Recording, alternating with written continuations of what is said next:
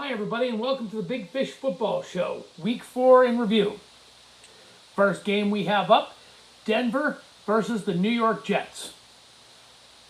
Jets were the most competitive they've been all season. Sam Darnold gets hurt and he won't play this coming week. Joe Flacco is in, but personal fouls ended the game, any chance of winning for the Jets. Brett Rippon for the Broncos was throwing interceptions like he was supposed to do it. And the final score was 37-28, and it's just, when is Adam Gase going to be fired? It's amazing that another coach gets fired that's won 4 division championships in the last 6 years, and we'll get into that later. But 4 division championships in 6 years. Adam Gase goes 0-4 when he didn't make the playoffs last year, and he still has a job. It's absolutely amazing. Final score of that game, 37-28. Denver 1-3. They're finally in the win column, and the Jets 0-4. And I have a feeling that the Jets are going to go on a run of losses, being that this was their best chance to get a win. Next game, Seattle versus Miami. Miami played pretty well. Final score is 31-23. As always, Seattle does enough to win. Excuse me. But when are we going to see Tua Tagovailoa? The Dolphins have nothing to lose. They're 1-3. What are they going to wait? I guess they don't care about making the playoffs this year. It's just in a rebuild. But, the Seahawks have that mentality to just do what they got to do to win the game, and they did. I mean, to me, they're the best team in football. They lack a little bit in the defensive backfield, but up front, on their front four, they're fantastic. Final score of that game, 31-23. Next game, Chargers and Buccaneers, maybe the game of the week. Chargers got out to a big lead. And this defense that I'm waiting on paper, it should be one of the best defenses ever, gave up a ton of points and let Tom Brady and the Tampa Bay Buccaneers back into the game, and they won 38-31. Buccaneers, Tom Brady threw another pick six, which if I'm Bruce Arians, I'm a little concerned about that. But as long as you get the win, no one's going to remember the pick six. Buccaneers are 3-1 and more than likely the best team in the NFC South. And the Chargers are 1-3 with one of the best teams in football, the Kansas City Chiefs, in their division. I would say hopefully they keep Justin Herbert in there. He played great. Justin Herbert is not the reason why they lost. But the Buccaneers are hitting stride, and I look for the Buccaneers to start really going on a roll. But Justin Herbert is the real deal, and he needs to keep being the starter. I feel bad for Tyrod Taylor in a situation with the shot that punctured his lung, but it's pro football, and that's the way it goes. Final score, 38-31 Buccaneers. Next game, Bills and Raiders. Once again, the Raiders are still the Raiders of the last 20 years, with the exception of the 2016 season. Derek Carr, said after the game, he has to step up. He has to do more. They all have to do more. I just don't know why. On paper, the Raiders, this should be the year the Raiders are better. I know they're 2-2 right now, and the season's not even close to being over for them. But they were, the 22 points, I just felt like I watched that game the whole way through, and it just didn't seem like the Raiders were ever really in the game except for in the first quarter. Josh Allen is proving that he's becoming one of the biggest stars in the game. And Buffalo has a bright future ahead as long as they can keep the core players together. But I think the Bills are a legit Super Bowl contender. I'd love to hear what you think if you give me a like and subscribe. So, yeah, Raiders need to be more consistent. They can't seem to put multiple games together. Final score of that one, Bills 30, Raiders 23. Bills are 4-0, Raiders are 2-2. Bills are the real deal. Next game, Jaguars, Bengals. Joe Burrow gets his first pro win, and he played fantastic. He threw the ball well. Their defense played good enough to win. They won that game 33-25. They're now 1-2-1, and the Jaguars are back after a great first week win. They're back to being the Jaguars at 1-3. I don't know if Gardner Minshew's the real deal. He seems to be more concerned with being a personality than he does a quarterback. He plays well at times, but he's super careless with the ball, and you can't have that. Look for this to be, if they don't come close to 8-8 look for this to be Doug Marone's last year with the Jaguars. But he's a great offensive coordinator. He'll have an offensive coordinator job the next day. So, feel bad for Doug Marone. They had a lot, because of Tom Coughlin, they had a lot of guys that didn't want to play for the Jaguars anymore, and they got them out of there. And they're in a rebuild, and I think Shad Khan will pull the plug unless they have some kind of amazing turnaround, in the weeks to come. Final score, once again, Bengals 33, Jaguars 25. Joe Burrow is the real deal. He's showing why he's the number one pick, and to me right now, he is without a doubt the Rookie of the Year. All right, folks, if you give me a like and subscribe, Big Fish Football. Also, give my executive producer, Ryan Fisher, and we'll bring him around here. Tell him about your channel, Ryan. My channel is about Lego. I do Lego reviews, and sometimes I make other stuff, but usually Lego. It is Lego Lenny with a picture of a cat and a little Lego figure, and it's in his subscriptions. So if you can, please go check it out. Thanks, Ryan. Next game, folks. Browns versus Cowboys. An absolute barn burner. It was a bad game for a half, and then once again, when Dak Prescott and the chips are down, Dak Prescott wheels the Cowboys back into the game. Here's the problem with the Cowboys. Their season, to me, they're now 1-3, even though they're technically tied for first in the NFC East, but their season, to me, is technically over. And the reason why I think their season is technically over is because they have so many injuries on defense. I mean, it's just Kyle Vanderbosch, all these guys. I mean, this should have been the year that the Cowboys took the next step. They definitely have enough offense, but Dak fumble and Ezekiel Elliott fumble. You can't turn the ball over when the defense plays as bad. You got to play almost perfect, and you got to outscore the other team. Now for the Browns, I hate to say it, Browns are 3-1. They look pretty good. I think their defense is suspect. I think there's Myles Garrett and everybody else on that defense. But I think Myles Garrett, if he keeps playing the way he is, he's a future Hall of Famer. He is a great, great player. And, I don't know what else to say about the Browns because I'm not a Browns. I hate the Browns. As you can see, I got the Steeler hat on. But, they're getting it together. They're a good team. So, on to the next game. Saints-Lions. This was one of my big disappointments of the game. Final score was 35-29 Saints. Game wasn't as close as it looked.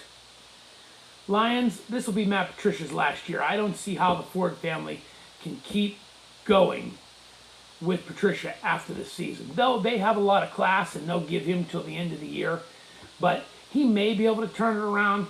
But if I'm Matt Stafford, it might be, I might ask for a trade. I don't know where Matt Stafford would go.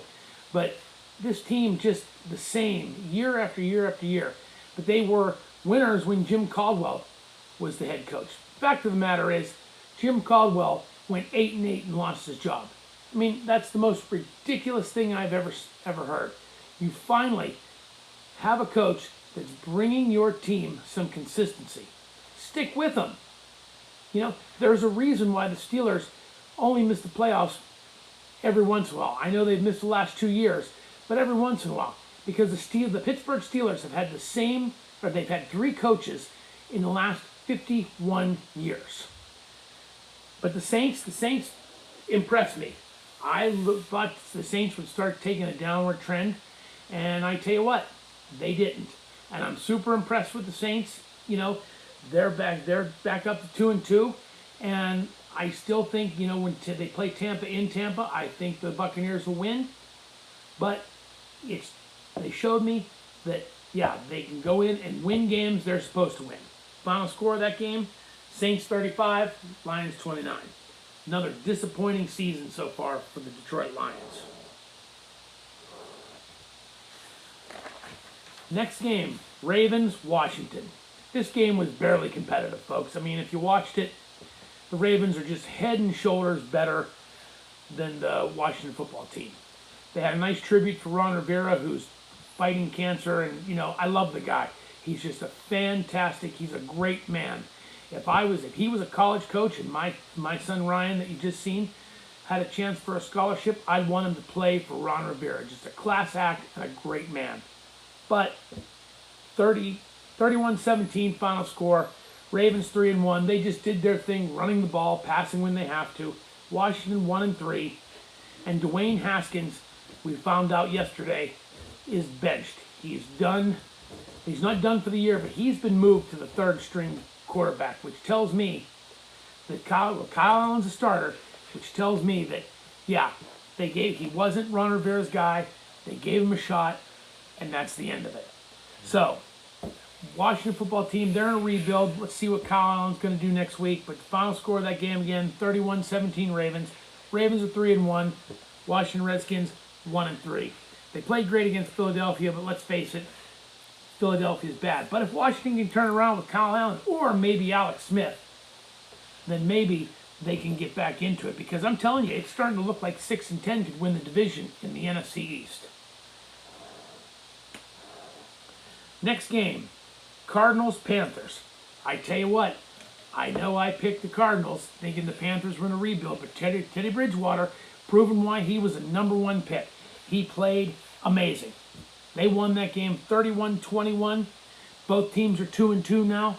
The Cardinals, they disappointed me, but let's face it, Cliff Kingsbury, he's a good offensive mind, but once teams start figuring out, there's a reason why he was fired from Texas Tech. Actually, two reasons. He couldn't recruit as rest of the Big 12 schools. Plus, I think once teams figure out his scheme, they can beat him. Sometimes, and I think also too, excuse me, that fast-paced offense is wearing out their defense. And I think too, you get a couple of great drives put together like the Carolina Panthers did, and then you have a situation where, bang, it's the third quarter, the defense is worn out. But I'm starting to see Matt Rule's team, Carolina Panthers, being just like Baylor, just like Temple, start slow at first, but every week the Carolina Panthers are getting better. Final score of that game, Panthers 31, Cardinals 21. Both teams are 2-2 now. Vikings, Texans. Vikings get a win, 31-23. They're 1-3. Texans are 0-4. Let's face it, folks. The Texans, the highest payroll in the league, 0-4, is unacceptable. And unfortunately, Bill O'Brien, who is a great offensive mind, I think he bit more off he could chew being GM and then took over play calling duties again when things weren't going well. He had too many irons in the fire, and unfortunately, he met with the McNairs on Monday, and he paid the price. Bill O'Brien was fired after 7 years as the head coach of the Houston Texans and 4 division championships. 4 division championships tell me that he could have a job next year, whether it's with the Jets, whether it's with the Jacksonville Jaguars. I'd really love to see Bill O'Brien with the Jets. I think he's a great coach. But he's a coach. He's not a GM. It's going to have to be a situation where he will not draft the players, sign the players, all that stuff. Highest payroll in the league, shouldn't be 0-4. Unfortunately for Coach O'Brien, it cost him his job. But the Vikings, they got the win. Mike Zimmer's going to start turning around here. I thought Bill O'Brien, when I said in my preview video, I really thought the Houston would start beginning this week to turn around, but nope, it's the Vikings. The Vikings are going to turn it around, and I think they'll finish better than 8-8. I think 1-3 is not insurmountable. 0-4 for the Texans with Romeo Cannell, great guy, great defensive mind, not a great head coach. I think they'll struggle to win 4 or 5 games, and then I think maybe this will be the last year for guys like J.J. Watt in Houston. Great guy, great player, Hall of Famer, but if you were, they may want to part ways to him to dump his salary. Plus, he may want to come somewhere where he can compete for a Super Bowl. Final score of that game, Vikings 31, Texans 23. Bill O'Brien let go the next day. Next up, Giants and Rams. I didn't think this game would be competitive at all, but it actually was competitive. Final score, Rams 17, Giants 9. Huge fight between Jalen Ramsey and Golden Tate after the game. Some personal stuff over Golden Tate's sister. That's their business, and I'm glad that no one's going to be suspended or fined, and they kind of just let them have it out. But the Giants, they're in a complete rebuild, but they were competitive. But the Rams, they were good enough to win the game. And sometimes I hear Mike Tomlin say all the time, style points don't show up in the stats. So a win is a win. Final score of that game, Rams 17, Giants 9, Giants 0-4, and I think they're going to go 0 in a lot. And Rams 3-1, and their Rams are competitive in their division. I think they'll contend for their division title. And in the NFC West, division title could mean a bye in the playoffs or maybe even home field advantage. Colts and Bears. Colts 19, Bears 11. Both teams 3-1 now. Battle of undefeateds. Colts, great team. Great defense. Phillip Rivers, at this late stage in his career, he only has to be a game manager. That's all he's got to do. He's just got to manage the game. Don't turn the ball over. Most important thing, can't turn the ball over. Let the defense take care of the rest. Can't get a first down, punt the ball, let the defense make some plays for you. Final score of that game, Colts 19, Bears 11. Bears, what do you say about the Bears? Nick Foles did nothing. I knew Frank Reich would figure Nick Foles out, and he did. And now they're in a situation where I don't think they can go back to Mitch Trubisky. I think Mitch Trubisky's shot now. So they're going to finish mid-pack, and no shot at a guy like Trevor Lawrence, anything like that. And it's always funny, Mitch Trubisky got taken second overall when Deshaun Watson and Pat Mahomes were still on the board. Mitch Trubisky is going to be a free agent because the Bears didn't pick up his fifth-year option. And Watson and Mahomes just signed mega deals. And Mahomes has a Super Bowl ring.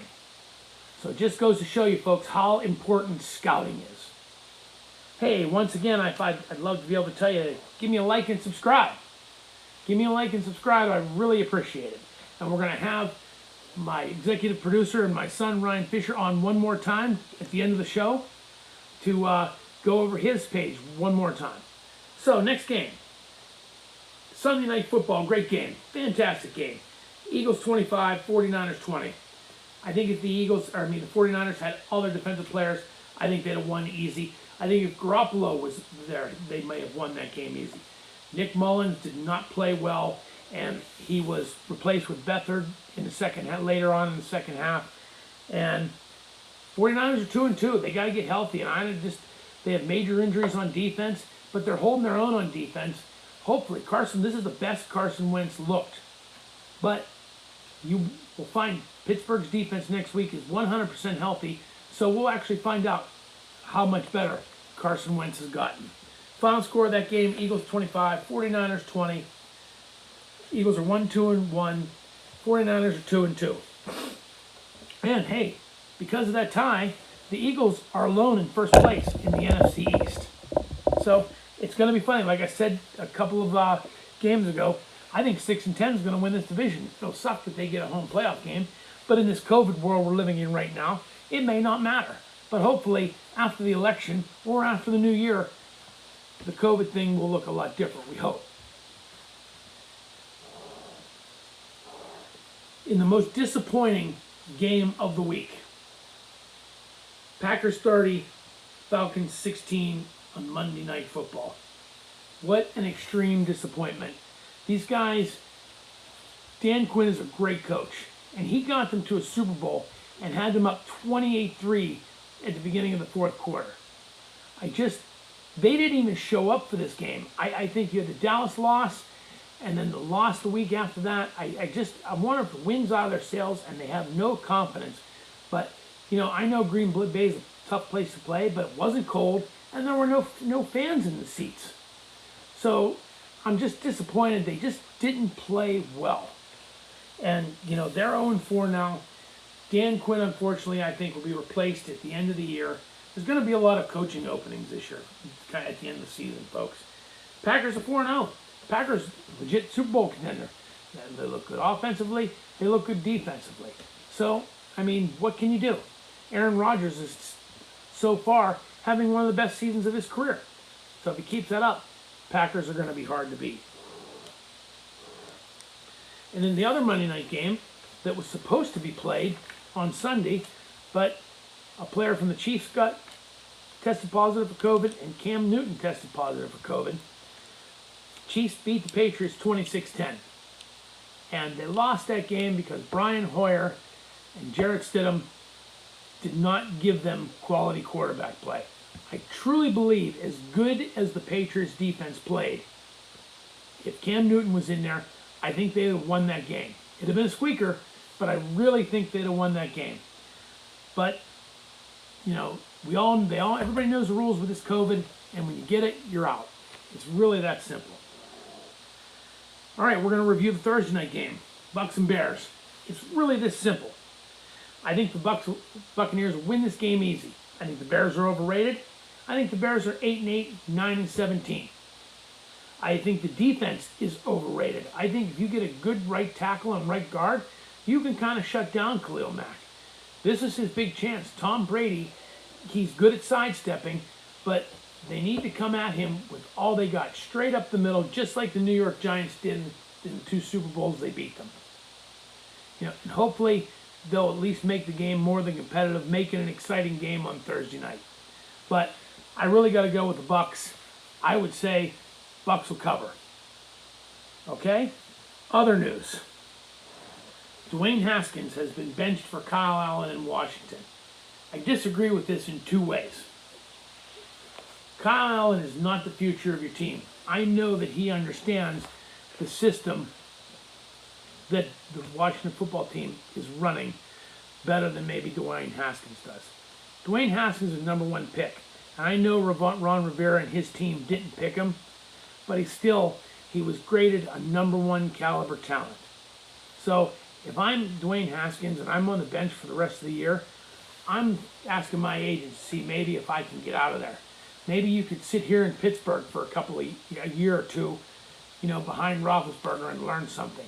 Maybe you can go to New York and compete with Sam Darnold. You know, I don't know. I think he's a good player. He's showed flashes of brilliance. But if you're gonna bench him, you might as well go with Alex Smith. My only concern with Alex Smith is that maybe they think that he can't protect himself and they're worried about it. But hey, if he was healthy enough to make the roster, I think he's healthy enough to get a shot. Look for him to play if Kyle Allen struggles. All right, this is 2 things. This is my last thing for the day that I think is absolutely unbelievable. And I'd love to hear what you think if you give me a like and subscribe and you want to talk about it. I'll answer all questions that come my way. My question is, I was shocked that Bill O'Brien was fired. I really was. And what makes it more shocking, Adam Gase, New York Jets, he still has his job. The New York Jets are totally uncompetitive. And, you know, I guess they're not going to get rid of Adam Gase. Maybe they are tanking for Trevor, and they'll just blow up the coaching staff and bring a new, Douglas will bring in a new coaching staff and the Johnsons. All right, I do have one more thing. The Titans, it looks like the Titans, so many positive COVID tests, the Titans were doing the wrong thing. They were told to stay home and basically isolate themselves. But no, they had a practice off the facility, which I think is absolutely, positively wrong. Absolutely wrong. And I think that I heard someone say that the penalty is going to be unprecedented. It's going to be biblical in the NFL. But I also think that the Steelers should get their Week 8 bye week back, and the Titans should have to forfeit this game. But that's just my opinion. Tell me what you think. If I can get a like and subscribe, I'd really appreciate it. And thank you for watching. And I'm going to bring my executive producer and son, Ryan Fisher, in here, and he's going to go over his site one more time. Hello. My YouTube channel is named Lego Ryan. It is a picture of a cat behind a Lego custom minifigure. And my YouTube channel is all about Lego. I do review gameplay videos, and if you want to go check it out, give me a subscribe, please. And yeah, Daryl? All right. We'll see you guys Saturday or Sunday. to do the preview show, and I'll make my picks and I'll make my upset special. Hopefully it'll be better than Falcons Packers, because I tell you what, the Falcons disappoint me. But have a great week, guys, and enjoy Thursday night game.